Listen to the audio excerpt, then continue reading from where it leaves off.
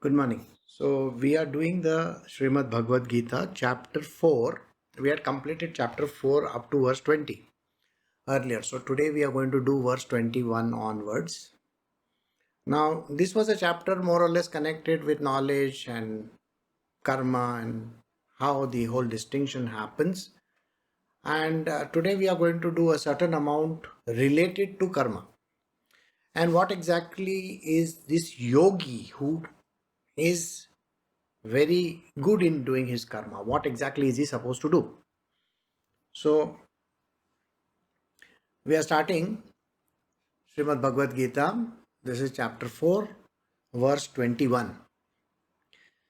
Having subdued his mind and body and having given up all objects of enjoyment, free from craving, he who performs sheer bodily action does not incur sin. Having subdued his mind and body and having given up all objects of enjoyment, free from craving, he who performs sheer bodily action does not incur sin. When we say that giving up all bodily desires, what are the desires that a body has? Body has a lot of desires. In today's day and age, the desires have gone up tremendously because there are too many means of fulfilling them. In olden times, there was no form of communication except through, newspapers, and before that, there was, the council in the villages, and so on and so forth. So, in the past, the knowledge was limited to a certain number of people, and that knowledge was not distributed as widely as today. Look at the knowledge which is distributed today. Everybody in this world knows where to find the answers.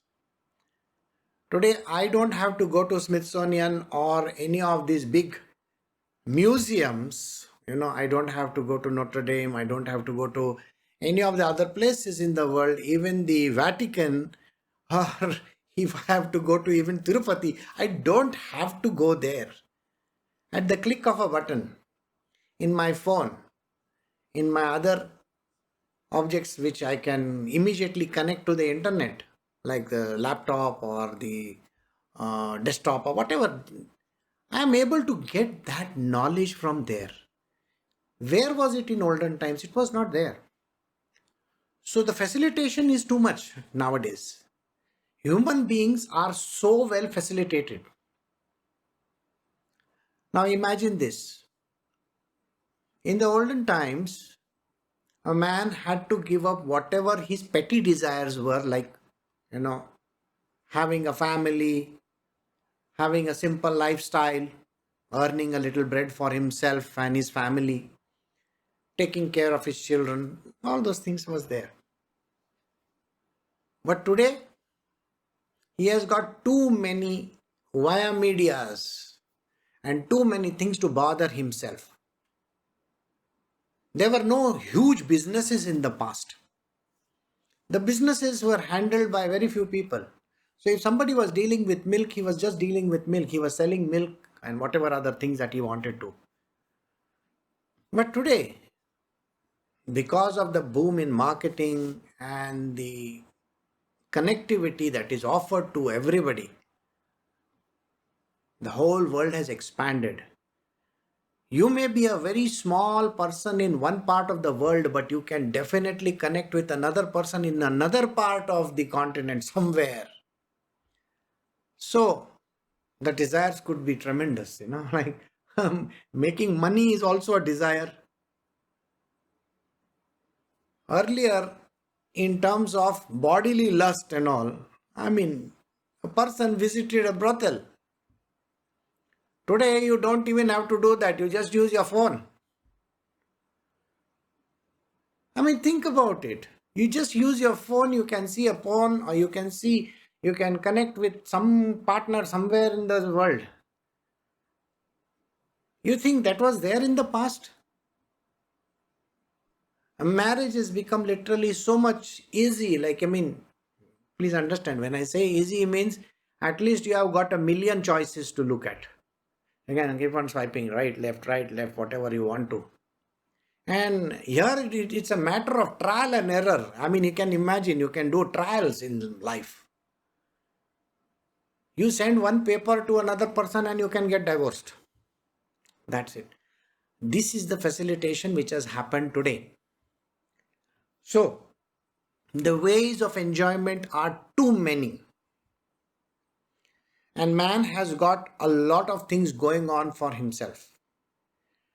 He can dream of things which he could never have dreamt of in the past. So, because of so many enticements,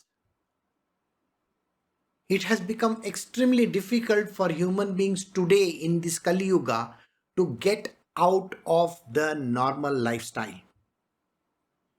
I eat only this, I drink only this. They will say that. I cannot have this, I cannot have that. I have to wear my, if I'm going out, I have to wear goggles, I have to wear nice sunglasses. Why? Because it hurts my eyes.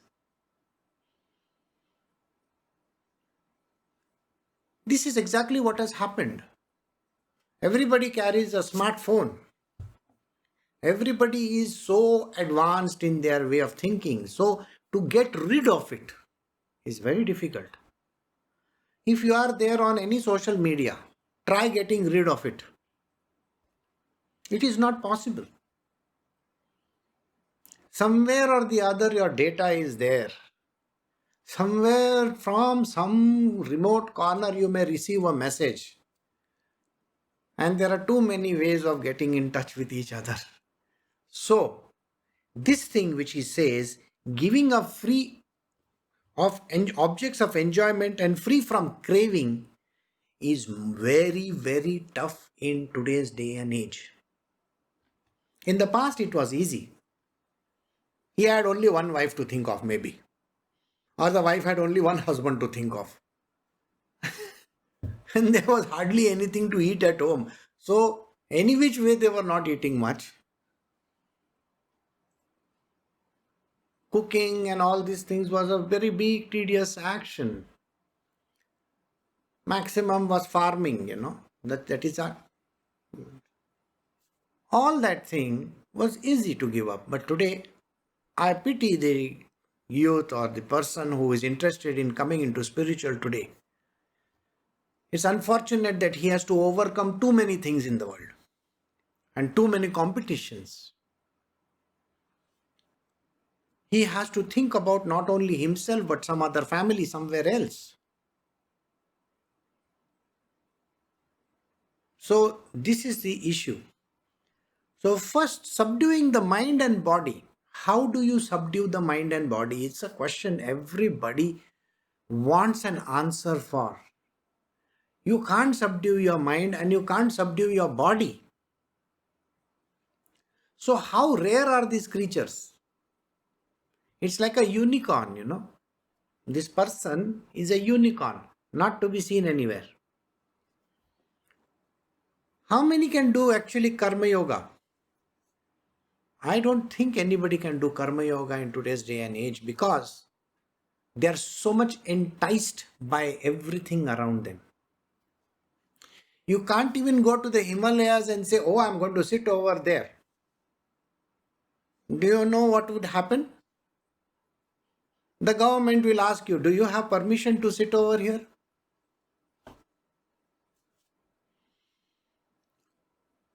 Now, forget that portion.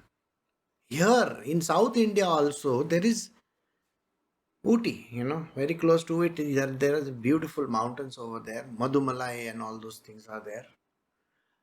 There's a jungle over there, very famous. My co-sister, basically, I have to call her, somebody who is there in the spiritual world with me. If she has to go to the jungle to do her meditation. She has to take the government and the police permission to go inside the jungle also. You can't even enter from one state to another. And today's coronavirus thing which is happening, do you think you can leave your state and go to another state? It's very tough. So now do you get the point? So for the man today, just to get out of this yoga and get into the state of karma yoga is very, very difficult, and I pity this person.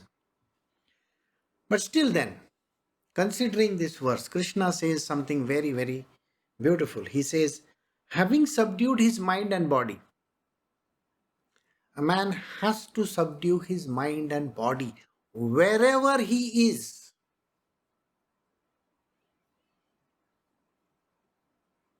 You have to cut off one by one, and the efforts are going to be very, very severe effort. A lot of effort goes into it. Cutting off from everything. And if you are that fortunate one who has got the opportunity to cut off, you should be thankful to God that you have got the opportunity to cut off from all this nonsensical world. It's a very, very good thing for those who can actually cut off. So, then to get over the mind and body is easy.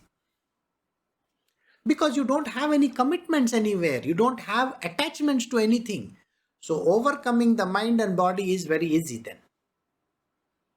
So, I am asking you all, if you have the opportunity in your life to get to this point, you should be very, very thankful to God that you have been given that aloneness.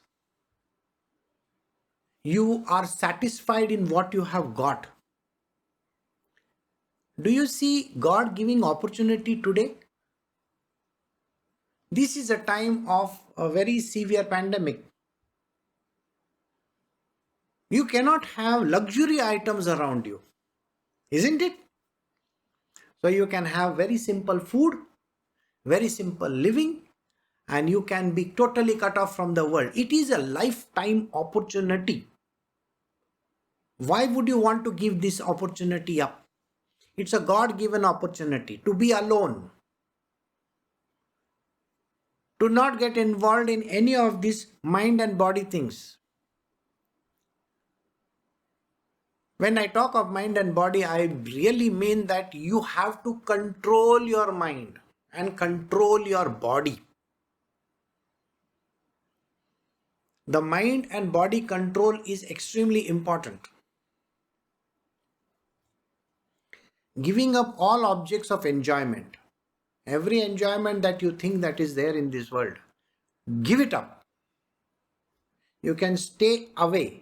You can say, no, I will not touch my phone. I will not touch this laptop or whatever that you are having. I will not look at all the horrible pictures that are there. I am not going to get involved in any relationships. Because, an empty mind is a devil's workshop, they say, When there is nothing to do, you have everything to think of. What is my girlfriend doing? What is she doing? What is he doing? All that kind of nonsense goes on. And then message after message, message after message. Can you stay away from that? God has given you the opportunity not even to visit your girlfriend or your boyfriend. This is a fantastic opportunity which has come on its own.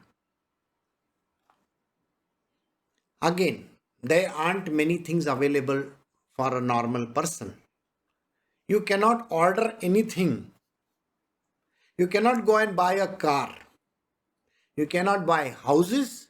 You cannot buy anything which is, luxury goods. All these companies have literally come to a standstill. The car companies, a very big break.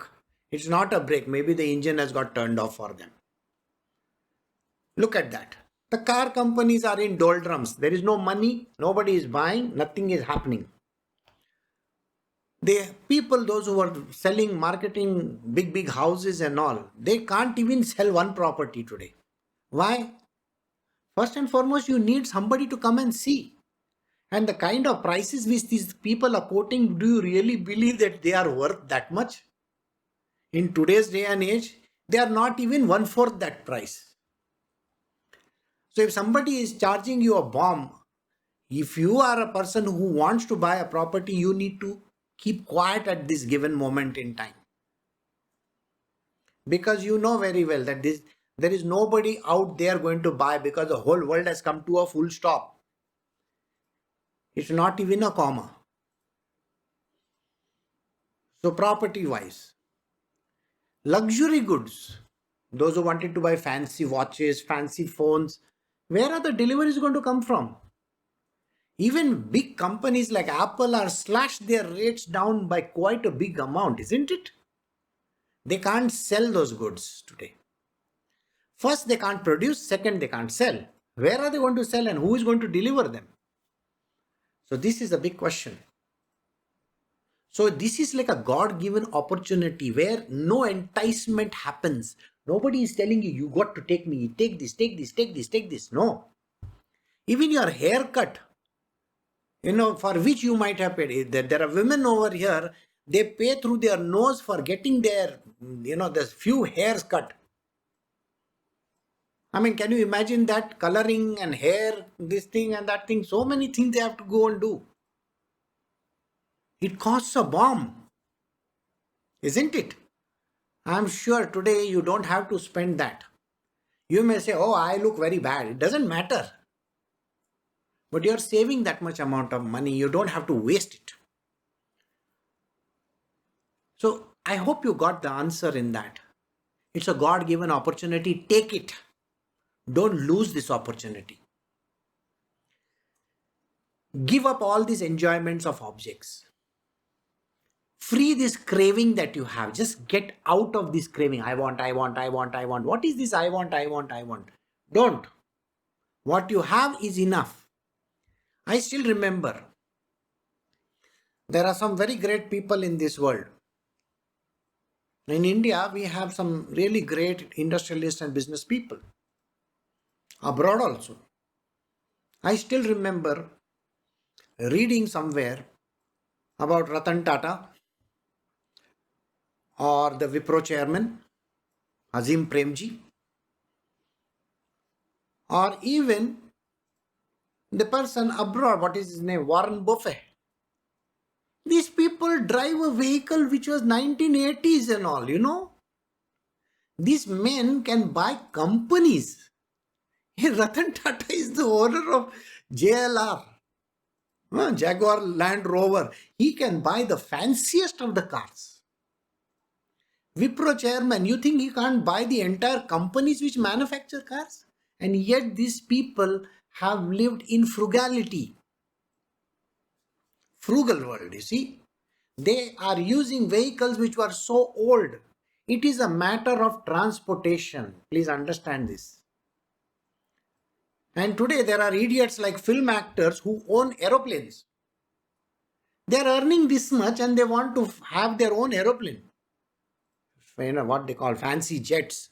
For what? I don't know. These great people, I don't know. The companies must be owning aeroplanes. They don't own anything. So this is a time when you have to become frugal. A very God-given opportunity, a very big God-given opportunity. Use it. Get rid of all the trash that is around there in your house. Throw it away. What is the use of that fancy painting that you are having? Can you just chuck it? What is the point in having furniture which you are never going to sit on? I don't understand that kind of a need. So that with which you perform that bodily action. If you have to become this karma yogi, first overcome this mind and body. Give up all the desires that you have. Free this craving. Remove this craving from your life. Just do those little bodily actions that are needed. The little food that you got to eat, eat it. All right? Simple, frugal living. Live very, very frugally. There are people in this world who literally live very frugally. They may not consider themselves as karma yogi, but this verse will say that they are karma yogis. At the beginning, I said today it is very difficult to become a karma yogi. But there are karma yogis in the world today, but they may not even know that they are karma yogis. So they just do that little action of eating, drinking, sleeping, and that's it. Bodily actions. Such people do not incur any sin or perform any karma. The moment you have any desire, I want to own a company, I want to do this, I want to fly abroad, I want to get married, I want to have children, I want to have a family, I want to do this, I want to do that. That I want is called desire. When you have the desire, please remember one thing, you are incurring a very, very big sin. Let us, I normally give examples, so I will give a couple of examples. Let us say you are buying a fancy car, or you are getting an admission in a fancy college. Let us say you get an admission in Harvard's of this world. You know what? How many people can go to Harvard? Just a few. The whole world is going to be jealous of you. Why? You got admission in Harvard, you know. Suppose you get married to the richest girl in India or the world. Oh, you have a great catch. What catch? Or a person like Priyanka Chopra getting married to that singer. Oh, she's getting married to her. So, do you get the point? The whole world becomes jealous of you. You may not understand this, but the moment the person is jealous of you, he and you are in a trap of karma. Both of you. Now you are one person, and here there is the entire world. Now you owe the world. Owe. Every person who thinks that this person has got it really great, you will have to come in their position and they have to come in your position. It is always at a cost, remember this. If someone marries a very beautiful girl or a handsome man, you know the whole world is going to be very, very jealous, and they will pass a lot of snide remarks and do a lot of nonsensical stuff. They want to be in your shoes, isn't it? And when they want to be in your shoes and they have a desire to be in your shoes, their desires will be met. Because whatever that a person desires, isn't that desire fulfilled? If not in this life, at least in some other life. So doesn't that tell you that you have already sanctioned yourself so many lifetimes of it? So do you get the point? So that is the problem with Karma Yoga. People don't understand. So we move to the next verse. Verse 22, chapter 4 of the Bhagavad Gita. The Karma Yogi who is contented with whatever is got unsought is free from jealousy and has transcended all pair of opposites like joy and grief, and is equipoised in success and failure, is not bound by his action. Just now I gave you the example of getting admission in a fancy college. Isn't that what I told you? The whole world is going to be jealous of you. If you have the money, the whole world is going to be jealous of you because you have the money. If you look very good, the whole world is jealous of you because you look good. Anything that you own, anything that you possess, anything that you seem to get, that is a cause of misery to the world. You win a lottery ticket, the whole world is going to be saying, oh, this person got the lottery ticket. And you think that is not going to be a cause of karma yoga? It is going to be a part of your karma. Do you get the point? I just gave an example of Harvard. Forget about Harvard. You may become just a small minister. All right? Or you may get a position in the government. You become an IAS officer, a government official. Or you get a job in a bank or a government institution. 5 lakh people applied for it and just a few got it, and you are one amongst them. You know, the remaining 5 lakh people plus the 50 lakh ahead of them, they're all going to be jealous. Who are those 50 lakh people? Those who did not get qualified. Example. Let us say you are giving an examination. All right. The examination is for doing an MBA.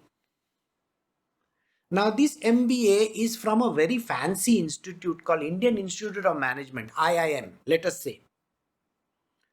Now when you are doing your IIM, the criteria, number one criteria for getting into that institute is first and foremost to get good marks in your examination in your college, whichever college that you're doing your graduation. That means the criteria have to be met. So suppose the criteria is first class first, like basically it is talking in terms of you should have at least 75% and above marks. All right. So you have crossed the first criteria. You got 85% marks. And then you are going to apply for the competitive examination to get into that institute. And how many people are applying for the competitive examination? 500,000 people apply. 500,000 people apply. And you are among those 1,000 who get selected. Now tell me, how many people are jealous of you? 500,000 in your first circle. They are jealous. They will say, I have done better than that person, but I didn't get the admission. He got the admission. And then I said, there is a secondary circle. Do you remember people getting lesser than 75% marks? In those people, those are the have-nots, have-nots. Oh, it was my dream to become an MBA from IIM. Those people don't even have 25 paisa brain, but they still have the desire to be an MBA. So those 50 lakh, okay, that is how many? 5 million people out there. Those 5 million people, they are jealous of you. So what is the level of jealousy? Do the permutation combination, to the power of n. And just because you have got admission after giving all the competitive examinations and all those things, please remember this, you have incurred karma. So in the material world, when you have the desire, I want to be an MBA, it is called a desire. And when the desire comes to you and you strive very hard for getting that desire fulfilled, you incur so much of karma you cannot even imagine. Remember this, not only 500,000 of those who failed in that attempt and the other 5 million who did not get it, they're all jealous of you. Isn't that what he says? Karma Yoga. The Karma Yogi who is contented with whatever is unsought is free from jealousy. This jealousy is going to cause misery to your life. Somebody who is not able to get into the IIM is going to be jealous of you. And this jealousy means you are incurring karma with that person. So the answer to that question, then what am I supposed to do? Isn't that the question which has come to your mind? If you are saying that I am not supposed to write the competitive examination, but I still want to, be an MBA, what am I supposed to do? The answer is in this verse. Krishna says the Karma Yogi who is contented with whatever is got unsought is free from jealousy. that which comes to you naturally on its own. You don't have to strive hard for it. It will fall in your lap.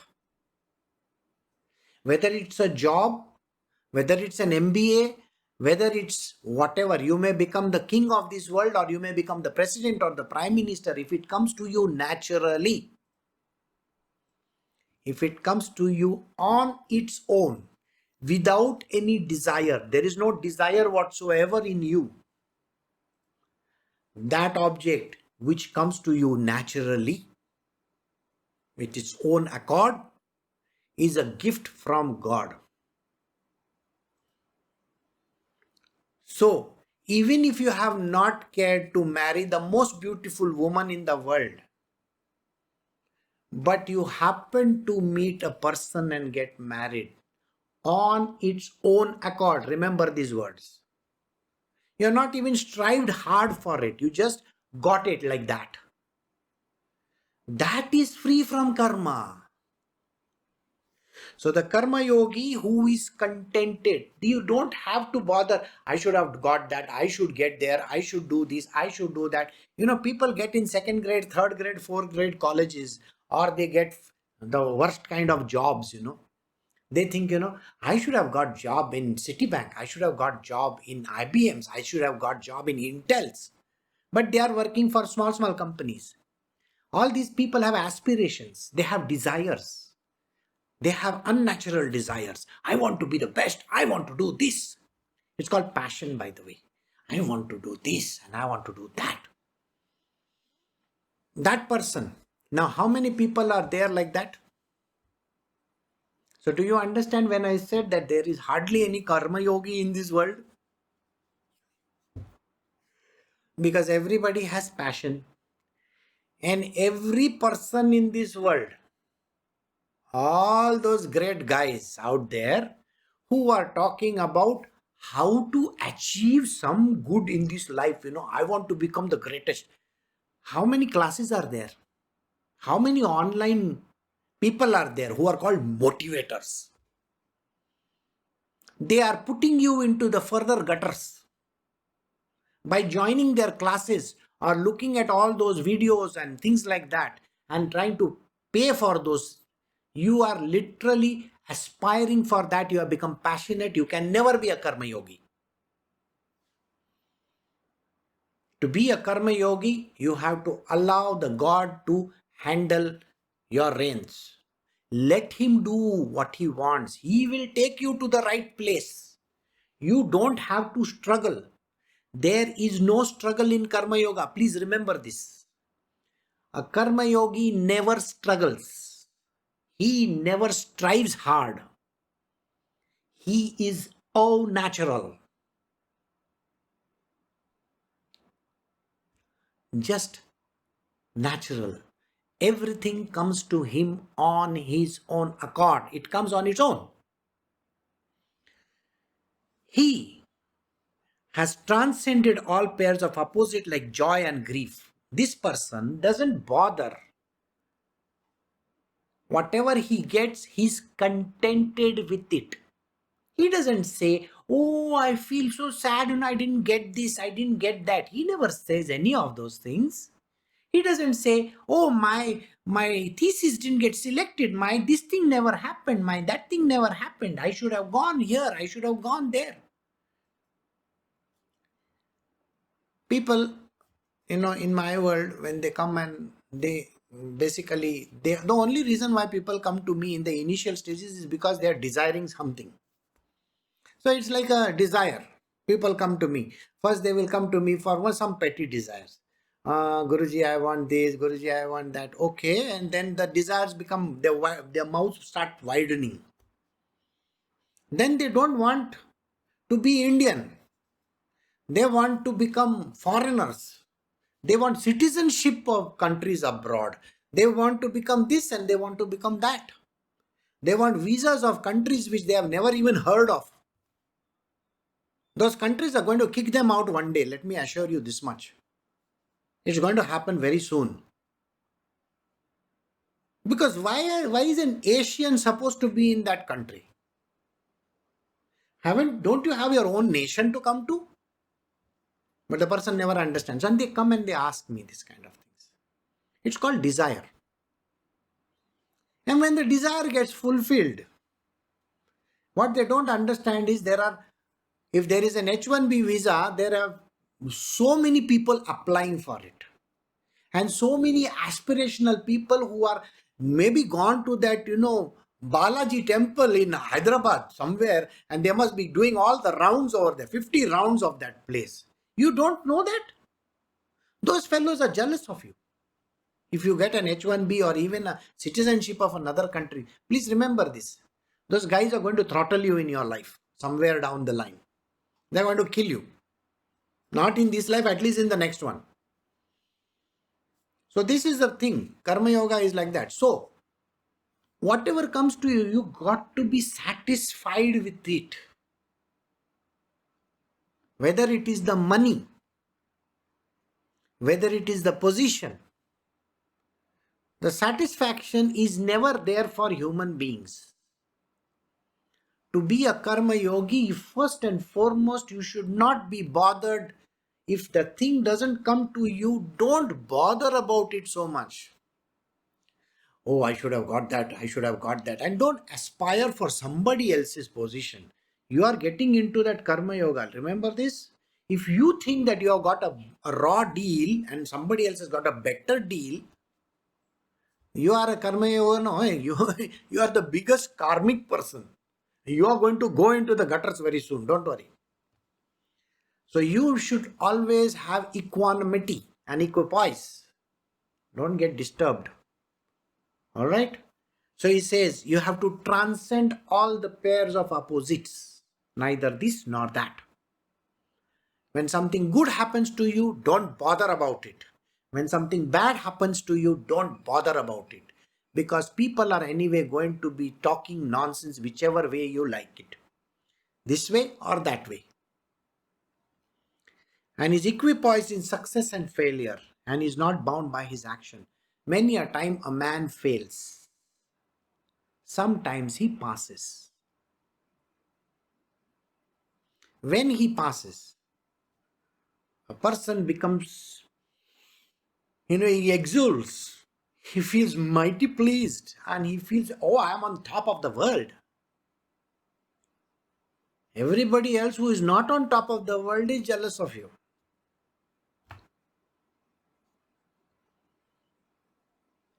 I will ask you a simple question. I want you to think about this question. And there is a yogi who has no clothes to wear.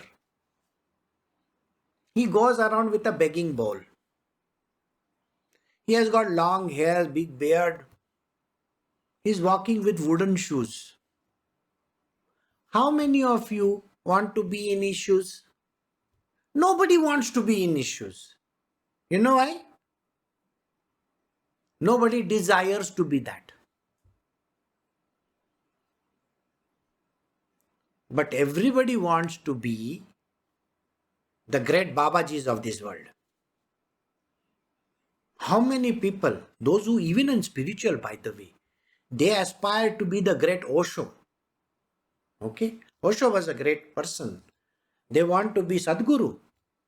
You know Sadhguru who is there in Coimbatore. Or they want to be Sri Sri Ravi Shankar. He is there here in Bangalore. Even in spiritual people want to become like that. Their aspirations are there. Whoever aspires even for this, I want to be this or I want to be that, even in spiritual, let me tell you, is not a karma yogi. He is performing karma and he is going to go into the gutters. But these people, they may be realized beings. Nothing is going to touch them. But you are definitely going down. So never have jealousy for anybody. Never. Don't be jealous. Even in spiritual, you should never be jealous. No jealousy in spiritual, because if you have jealousy and if you are a sadhaka and if you are on the path of spirituality, there also this jealousy can murder you, can kill you. because you are going to be indebted to that other person. Do you get the point? And that indebtedness will put you always in front of that other person in the reverse order. And that is going to be very tough for you. Your growth is not there then. Got it? So, if you meet a person who has equanimity of mind, is equipoised, he's contented with whatever he gets, he's not bothered about any aspirational thing, he's not even having any desires, and whatever comes to him unsought, he is not even bothered about getting it. It will come and fall in his lap, and is free from jealousy. He's not jealous that the other person has more or less or whatever, and has transcended pairs of opposites, which is joy and grief, is equipoised in success and failure. There should be neither, thinking I am very successful, or you should not be bothered. I failed, I failed, I failed, I failed. I have a lot of people who keep on saying, I failed in this and I failed in that. No, don't even bother about failures, because failure is not a great thing. Failure has come to you by the will of God, isn't it? So don't bother about it. Then he is not bound by his action. Then that person doesn't get into a trap of karma. He is not bound by any action he takes. So such a kind of a person. All right, we move to the next verse, verse 23 from chapter 4, Bhagavad Gita. All his actions get dissolved entirely, who is free from attachment and has no identification with the body, and is free from the feeling of mindness, whose mind is established in the knowledge of the self, and who works merely for the sake of sacrifice. All actions get dissolved entirely, who is free from attachment and has no identification with the body. The moment you keep on saying, I did this, I did this, I did this, even that stupid I can cause you to fall in karma yoga, fall in karma. Why would you want to fall in that path of sin? Don't keep on saying I all the time. Never say I. What happens, happens. You don't have to talk about it. So, for the person to have the actions completely dissolved, he should have no attachment or identification with those things. So anything that happens to you, whether it is good or bad, something good happens to you, you get praised by somebody, don't get attached to that praise. Don't even say, today this person said this about me. Oh, the universe is listening. Remember this. The universe is calculating your karma. You think somebody else is listening? No, no, no, no, no, no, no, no, no. The universe is listening. If you even exult a little bit and say, this person, he was a little bit, he liked what I did. Finished. The universe has heard you. Even if that little bit of, gloating comes in your mind, like that, you don't know. The universe has already picked it up, because the universe is greater than you. You should know this. So don't exult. Don't even feel happy or mighty pleased if you get something really good. And if something bad happens to you, don't keep on saying, this person is like that person is like that. I never got this. I deserved it. Who is this I again? The moment you say, I did not get it, the other person got it, I was like this, I was very good, Who cares whether you are good or not? Everything is done by the Divine Lord. To give or not to give is in His hands. Got it? To give or not to give is in Lord's hands. It's not in your hands. And if you think you are getting it, congratulations. You are incurring all the karmas possible associated with that object. Not only that object, but everybody who is connected with the object. If you get a property, it's not only you, but every other person who didn't get it, including the whole village, and any other person who sees, oh, this person has a big property. You have got into karma with them. So, don't exult. Don't say anything bad to another person. The moment you exult or you say something bad, you feel nice about yourself, you have performed a karmic action. So, this person who is completely dissolved, entirely dissolved, his actions, he doesn't take credit of anything and doesn't disown that thing which is a failure in his life, has no attachments whatsoever. Attachments come because they own that thing. I deserve it. Who are you to say that you deserve something? Ask yourself this question. Who do you think you are that you deserve something? You are just a small ant on this world, You are a miserable person who has been put on this world. Frankly, because of your past karmas, you have got something in life. Not because you are some great who's who in this world. No. You see, that person who was talking too big last year, I don't remember his name. His name is Mayotashi or something, I don't know. This person was the chairman of that big bank, soft bank they call it. Now he has become a hard person. You know why? Because all those people that he gave money to, everybody is gone to ruins. And the one who was jumping all around the place, I did this, I did this, I did this, I did this, including the Jack Ma's of this world, who talk too much, not realizing that with one stroke of coronavirus, everything can be ruined. Never exult. Never show the world that you are somebody great, and never try to preach somebody how to make money and what to do in your life. You are not qualified. Till God doesn't give you permission, don't even open your mouth and try to give advice to people.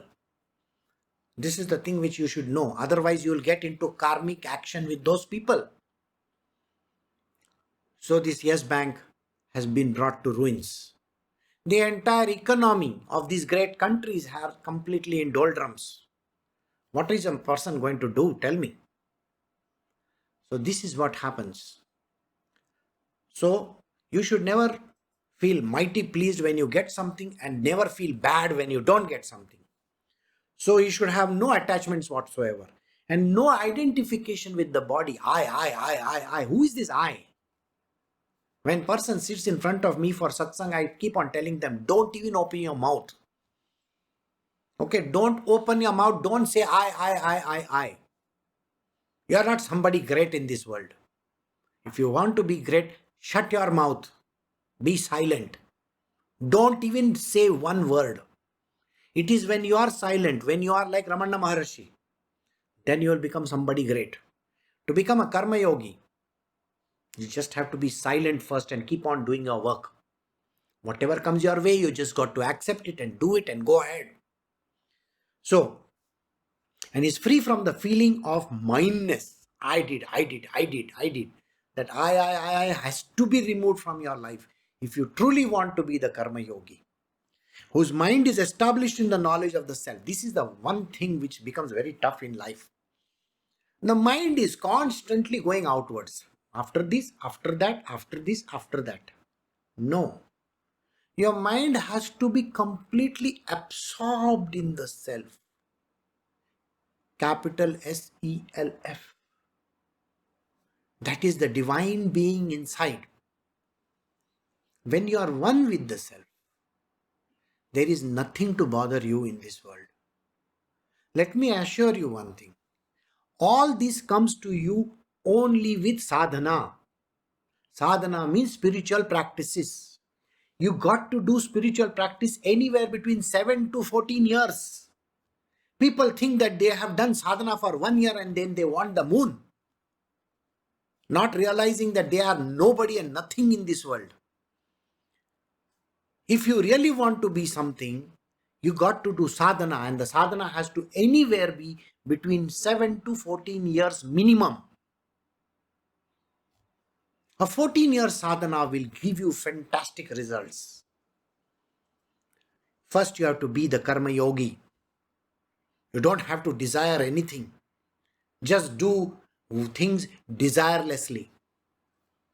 People who are aspirational will say, you want us to become desireless? Then what will happen of this world? Let me assure you one thing. There are great people in this world who are completely desireless. You may want to know who am I talking about? There are Mother Teresas of this world who won the Nobel Prize also. Isn't it? Nelson Mandela. Isn't it? They are desireless. Then you look at all these other people who became so great in their lives. The Dalai Lama. That man is completely desireless. He is God. These are the people who have become desireless. Your aspiration should be to become like them. Not that, how can you, no. Don't bother about how you're going to serve the God's purpose. When God has given you the purpose of this life, He will see to it that you get all the tools of the trade that you need. He will put them in your lap. You got what I'm saying?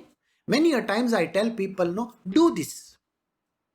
I give them some stupid job, according to them it is stupid. They don't seem to realize that when I tell them certain things, they call me the guru, by the way. And I tell them very simply, it's a very simple terms. I say, do this. After 10 days, they will tell me, I was just doing. I've just come to the last part of it. Oh, but 10 days have gone. You don't understand. There are too many things going on in my world. Is that so? Do you think God has given you all these too many things to do, or you have your own desires to do? If you want to be a true karma yogi, just do what you have been told to do. Don't ask questions. Don't bother your life about it. See, earlier when I started the satsangs of the Bhagavad Gita, people were so very particular about being on the satsang in time. Now, degradation starts. He teaches the same thing. What is there for me to sit for the satsang? I will listen to it later on, Anyway, the recordings are there. So what is the big deal? I will listen to the recordings later on because today I don't have the time.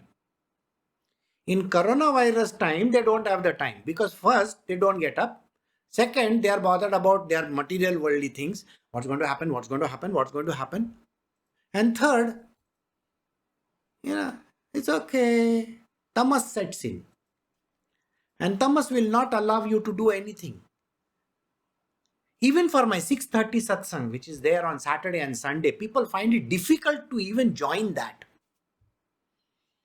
They feel that, I slept at 1 o'clock in the night.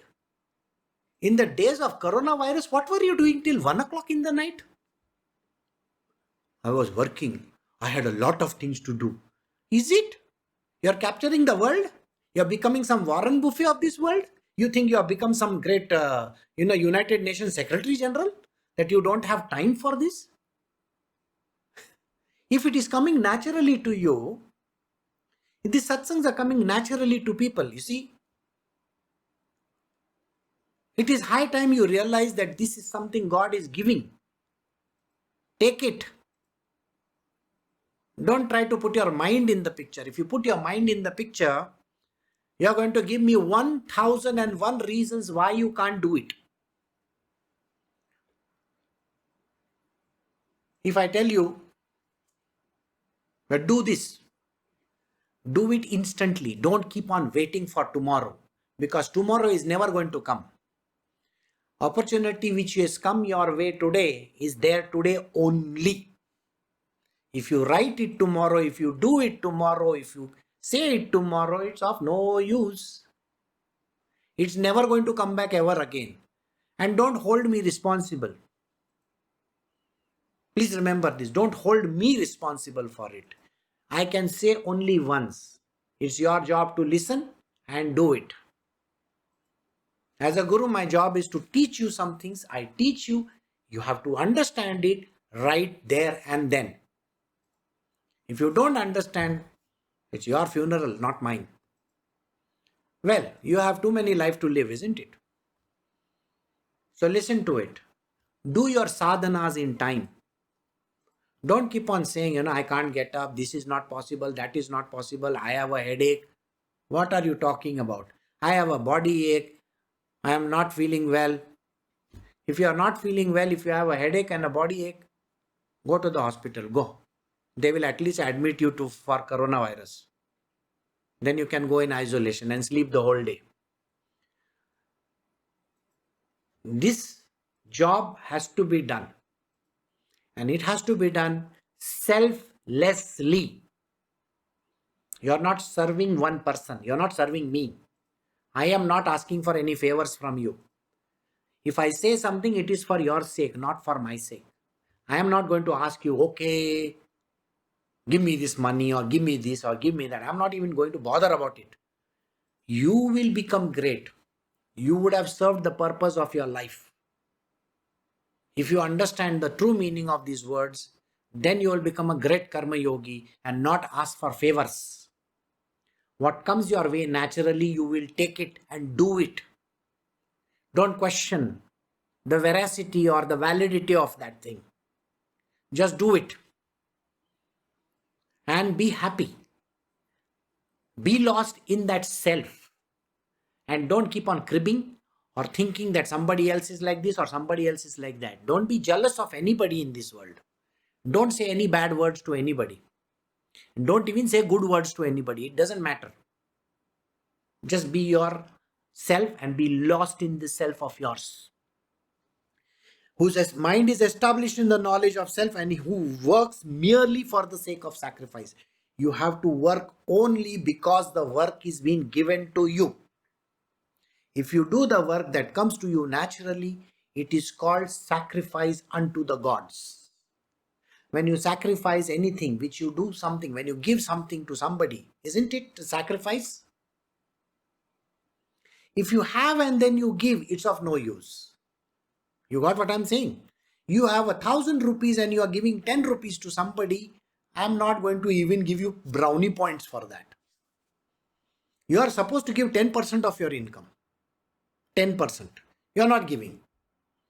So by giving 10 rupees to some poor man, you are not doing anybody a favor. Second, you have to be generous about it. You have to do it naturally, not thinking about it. And everything that you do, if you have one piece of roti means chapatis, or a bread, and you give it to a hungry person, I will give you 1,000 brownie points for that. The universe will favor you more than anybody else in this world. You are then ready for Karma Yoga. Then I will say you are a true Karma Yogi because you have given what you don't have also. The person who has and gives is not a great person. A person who may not have, has only that much and gives everything away is the greatest person on this earth. When my Guru told me, I got exactly 1 minute left. When my Guru told me, you know what? You have that knowledge with you. Give it to the world. You think knowledge becomes less if I give it? On the contrary, it becomes more, isn't it? So today when I do what my Guru has told me to do, go and teach. So I teach without expectation. I'm not expecting even 1 penny or even one good praise from you. I just have to do it selflessly. So I do it. When I do it, I am doing Karma Yoga. And what I have, I am completely given to you. Not leaving this much behind also. So naturally, I have too many pluses lying against my name. My karma balance is nil, minus. I don't owe anything to anybody. You have to become a karma yogi and do everything for the sake of sacrifice alone. So we have come to the end of verse 23. Next time we will do verse 24 onwards. All right. So I'll see you all. Have a very good day and take care of yourself and be safe and stay indoors. Bye.